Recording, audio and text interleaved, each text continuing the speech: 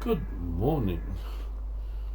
I thought I'd do another video, because I haven't done a video for a wee while now about different parts of New Zealand and things. So I'm going to do another video about New Zealand, but this time it's not actually going to be funny stories, I'm sorry, about a particular area. I want to talk about the two most beautiful parts of New Zealand I've ever been to.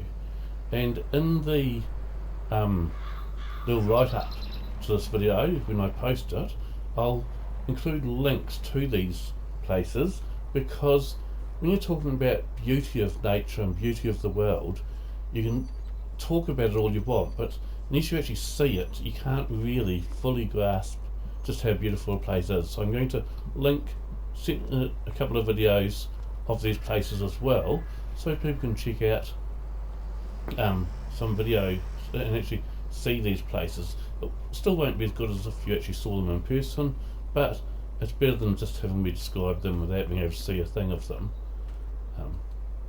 So we're just going to do the early, normal, first thing in the morning jobs around the farm, feed the chickens, feed the cows, etc. And we'll talk as we go.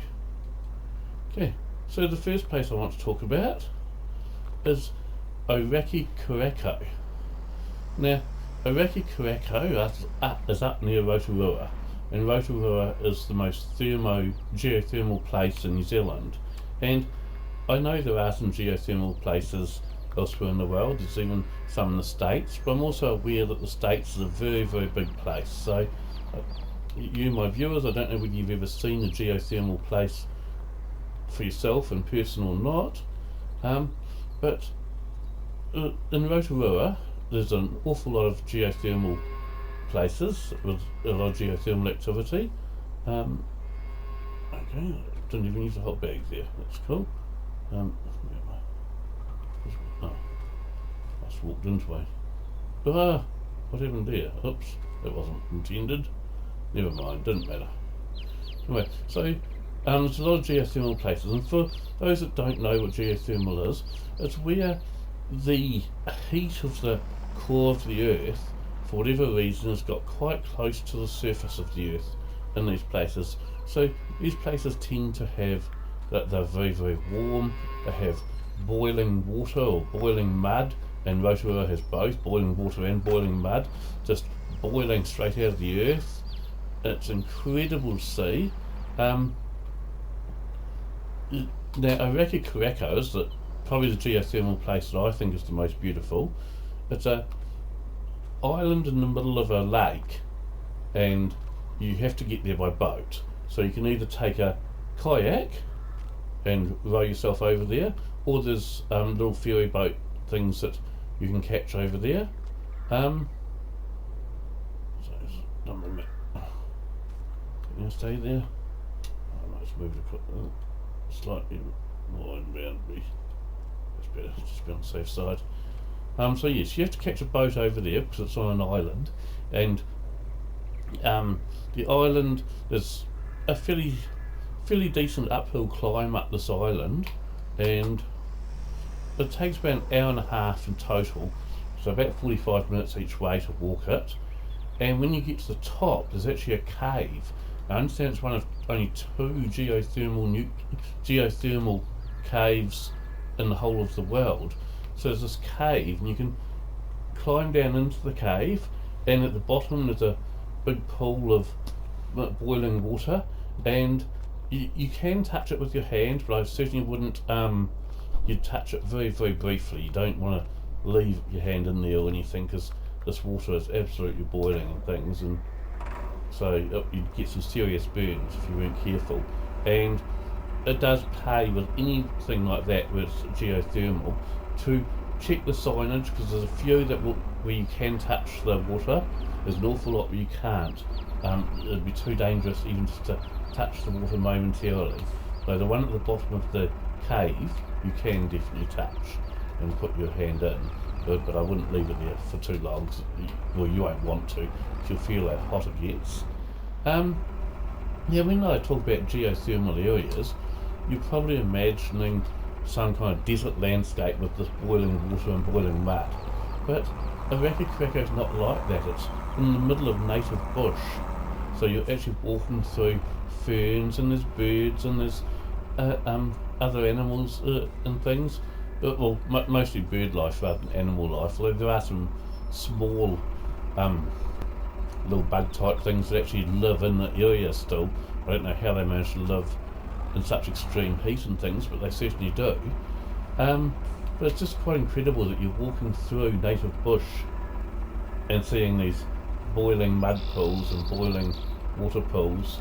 You're not walking across a desolate landscape, which is what you might expect to see when we're talking about geothermal areas.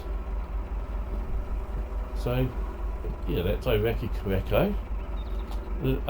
Really beautiful place. And as I said, I will link a video in the description of this video that you can go to watch. It won't be a video that I made, but I've found a couple of videos just to show the beauty of these places, so you can check them out. Now,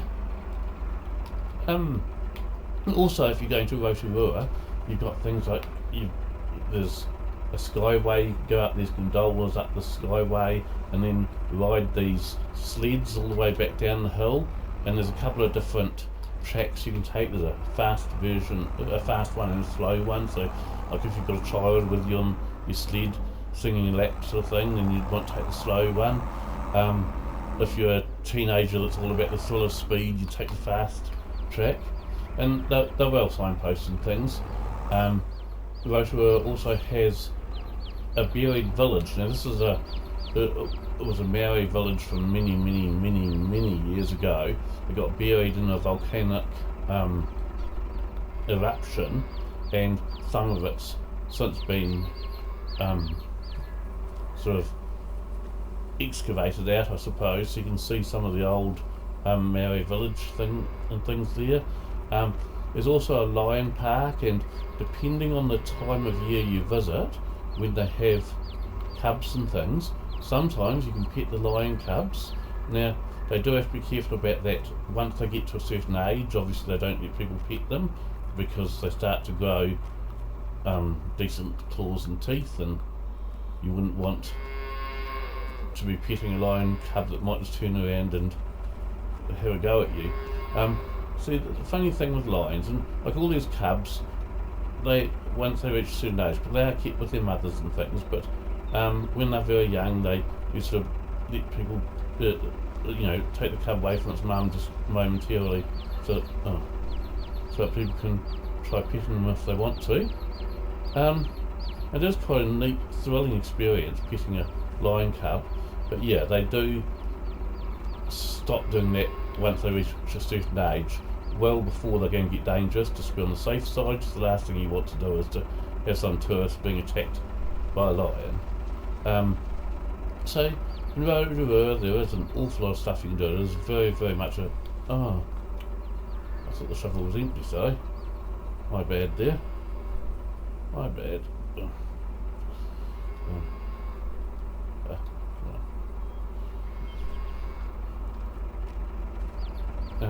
So yeah, Rotorua, it's a very touristy town. You won't meet very many locals there. Everyone you meet in Rotorua will be a tourist. Oh, what's happening there? What the heck? Sorry about this. Normally I manage to get it all in the back of the tractor, no problems whatsoever. If it doesn't work this time, I'll just move the tractor back to put it up now. Is that bucket empty this time? Yes it is, okay. Excellent. Where am I? So I'm just trying to get which way I need to move this so I can put it down. Yeah, okay, there we go. I always leave the bucket lying in the same place. The same as the animal cane. When I'm using the animal cane instead of my invisible trailer, I always leave it in the same place, because that way it's not hard to find it again. And because they're quite small, they can be quite hard to find again if you just leave them lying in the old where. Okay, so that's all my animals cleaned out now, and I've fed the chickens already, so I will only have cows left to feed, cows and the bulls, of course, and I fed the dog as well. Okay. So anyway, the other place I want to talk to you about, apart from Orakei, Korako and Rotorua, which is very, very nearby, is the Marlborough Sounds. Now, when you're travelling, that's what happens when I'm busy talking and not busy concentrating on what I'm doing. So if you're travelling between the North and South Islands, and you normally travel by ferry, that would be the most common way to travel from the North to South Island, it takes about 3 hours to travel between the two islands. And if you're going from north to south, you're going from Wellington, is where the ferry leaves from, and you're going to Picton. Now the last hour of that 3 hour journey, you'll be going through the Marlborough Sounds, and the Marlborough Sounds are just absolutely gloriously beautiful as well. Incredibly beautiful, and you spend about an hour going through it. So if you're going across on the ferry and it's a nice day, so the weather's fairly smooth and it's not raining or anything, then you can stand out on one of the decks of the ferry, and there's plenty of decks there, and just watch the beauty of the sounds as you're sailing slowly and serenely through them. So I'm going to link a video to the Marlborough Sounds as well for you to watch, and you'll be able to see some of the beauty that New Zealand has to offer. I mean, there's a good reason that a lot of people say that New Zealand is the most beautiful country in the world, and it really is a very beautiful country. Having talked to some tourists that come to New Zealand before, there's a few things that people just cannot get over with New Zealand, and one of those things is the bird life. New Zealand is very, very much into their bird life, and I'm not talking about the birds in the UK slang version of it. I actually mean birds as in the two-legged feathered variety. Yeah? New Zealand has an awfully large range of birds, a lot of native birds and things, and everywhere you go in New Zealand, you're never very far from the nearest native bush. I mean, I've got some native bush back in my place, and you're never too far from native bush anywhere in New Zealand. And just being in the native bush and hearing the birds, the wild birds, it's just absolutely incredible.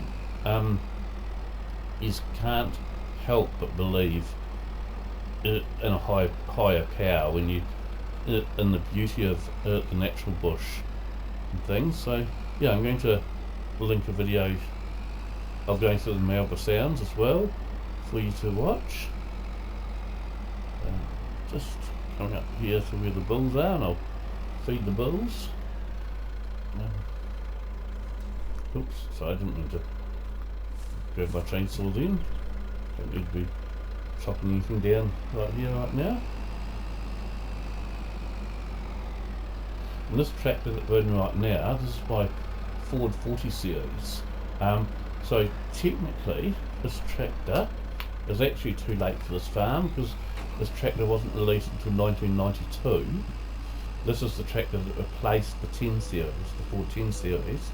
But even though it's technically a bit too late for my farm, to me it still looks like a classic tractor. I mean, it is an old tractor by today's standards, and I do really, really like this mod. So this mod has all the things there, so you can like pull up the sunshade and pull it down, and you know, all the switch gears, make lights and things work if you want, and instead of pressing a button on your keyboard to do it. So it is quite a neat mod.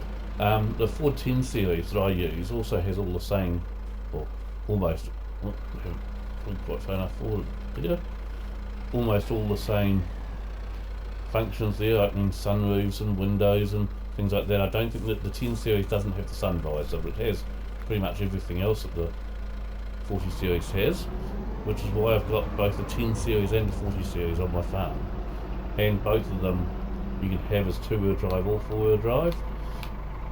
Personally, I've always been a fan of 2-wheel drive tractors. I think they look really awesome with the tiny little wheels up the front there like that. I also really like open cabin tractors instead of ones that have a cabin, ones that open, which is why I've got the little massive 35 that's open there that I use in the vineyard and things like that. But yeah, and it's funny, when I first started playing Farming Simulator, and for many years, the Fiat Agri tractors were my absolute favourite, and I'd never go past a Fiat Agri. In fact, I used to have even at one of the farms I did had nothing but Fiat Agri tractors on there. I had a Fiat Agri 190, I had a 11090, a 16090, and a 18090, all on the same farm. That was the only tractors I had on the farm. Since then, I started getting into the older Ford tractors, so the 10 series and 40 series. I love those. I mean, I know there are older Fords than that available on Farming Simulator, but those are my two favourite ones, the 10 series and the 40 series. And I also really love some of the, a lot of the smaller, older tractors. All the tractors I love in this game are, well, with the exception of this one, which is 92, they're all 80s or earlier, which is why I tend to set my farms in the 80s, because that's the tractors I really love. So on this particular farm, I've got the 40 series and the 10 series, of course. I've also got a David Brown tractor that I absolutely love. Not using that one right now. I've got that International there, which I'm using. So there's my International that I've got. And I've got the 10 series there. It's a 7610, and there's my David Brown. I love that David Brown. The funny thing is, the only forks that seem to fit it are the Massey Ferguson ones there. Although Jason did make me some other fork, repaint these forks, so the same forks but repainted for me to use. I don't really mind, and that's the Fiat Agri tractor there, that's a 18090, that one. I don't really mind having the Massey Ferguson forks on there, to tell the truth. I mean, I've got the same Massey Ferguson forks on this one here, and the reason I don't mind is I kind of figure that when a farmer buys a new tractor for his farm, if he's got front loader arms and things from the old tractor that are still going to fit the new tractor, and I imagine, they'd be they might have some different size ones for different size tractors, obviously, but otherwise they're all pretty much going to fit every brand, then there'd be no reason to buy new front loader arms to go with the new tractor if you've already got front loader arms and are working perfectly and are more than capable of carrying on the job. You just use them, and if they happen to have a label on them, so like your front loader arms have Massey labels on them from an old Massey tractor you had, but you just chuck them on the new tractor you're going to use, and you'd be away laughing. Come up here. I quite like this barn. I never used to use these auto load barns like this. Just trying to put the spot, there it is. I used to just manually stack all my bales, but now I quite like, I still manually stack. If I go over here for a second, I'll show you. I still manually stack my hay bales and my straw bales. They're all manually stacked, but because I use so many of these silage bales, I've kind of gone to the habit now of using this auto barn bit here. One of the reasons for that, in fact, is because the Giants game, as anyone who's done any decent amount of baling will know, in the Giants game, the bales will occasionally, you'll do a nice, neat stack of them, and just occasionally the game will decide to explode the stack, and we end up with bales everywhere. Now, I've found, stupid dog, easiest ways to stop the explosion is don't stack them more than too high, like that, when you're manually stacking them. So only go too high, and if you're going to go more than too high, use one of those auto barns instead.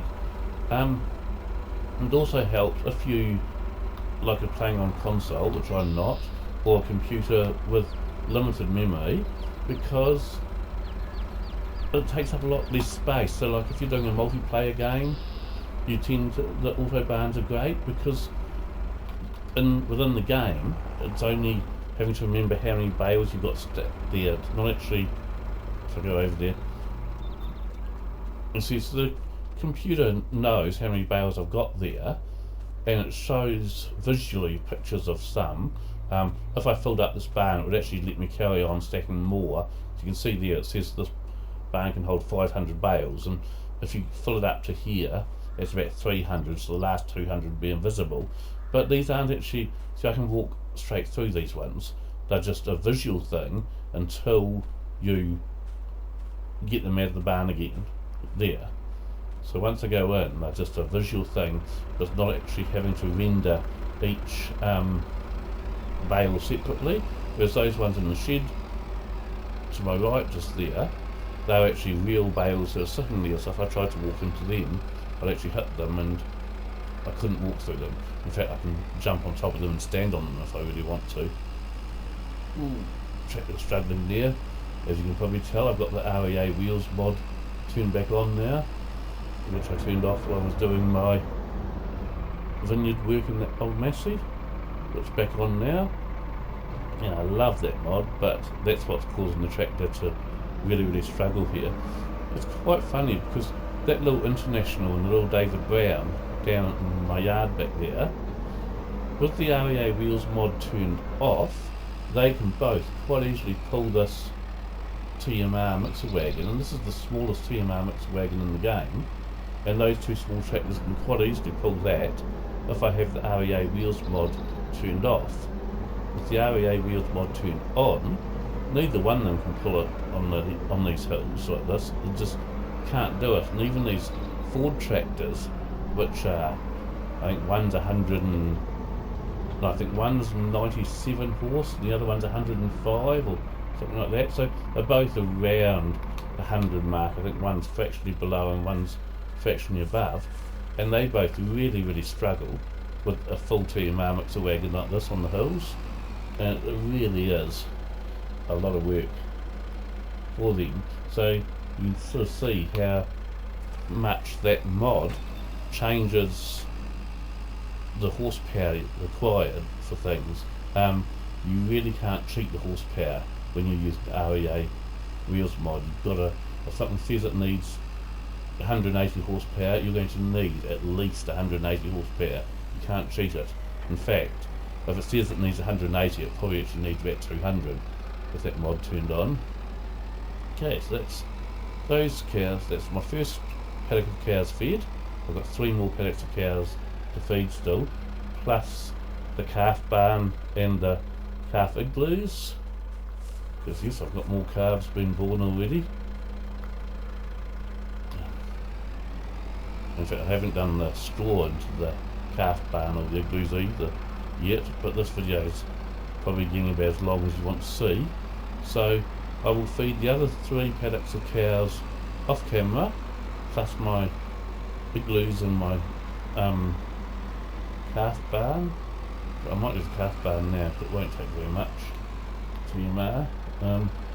So what I tend to do is I use milk powder for the calf igloos there. I use the TMR mixer wagon here for the calf barn, and here's the calf barn right here. And when I say milk powder, I might just clarify there, the same way you saw me using individual sacks for the chicken feed, I also got individual sacks of TMR, because my calves, for those calf igloos there, you've got a choice. You can feed them using TMR or, I got a bit too close to the wall there. I got stopped. Come on.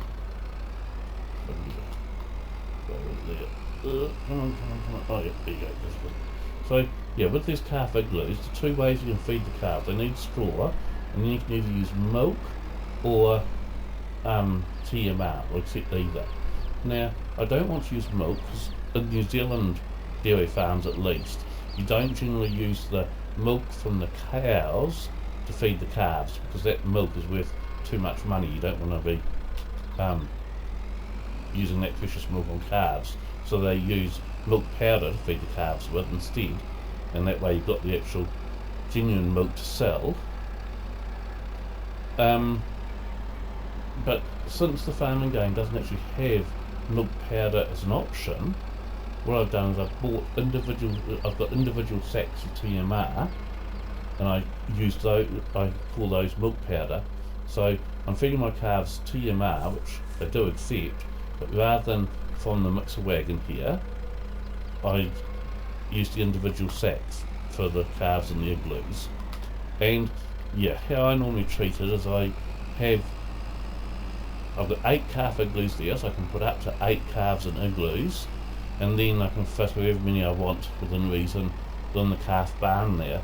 So what I do is I treat it like any calf that's quite weak and may or may not make it. I put it in an igloo first, I hand feed them with the milk powder, and the stronger calves and things I go straight into the calf barn. So the calf igloos, I normally only keep them full there for a month or two, and then I pull those calves out and put them into the calf barn. And I treat it as once the calves have got to the point where they're strong enough to sort of survive themselves and eat the total mixed rations instead of being on milk powder, then they go from the calf igloos to the calf barns. And let's see, that's 26 minutes long now, so I better say goodbye with that, and I won't forget to post the links to those videos. Thanks, bye.